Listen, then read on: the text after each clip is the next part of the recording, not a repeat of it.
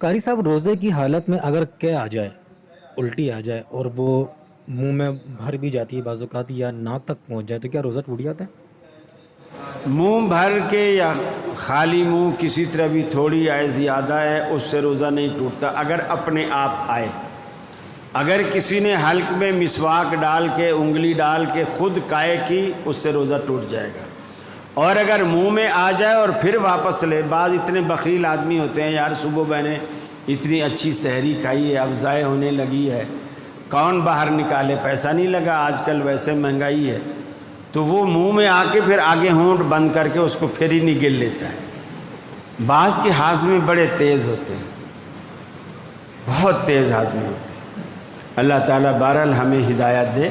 وہ منہ میں آ گئی اور اس بندے نے پھر بچت کی اور اس کو واپس کر لیا تو روزہ نہیں بچے گا، غذا بچ جائے گی، روزہ نہیں بچے گا۔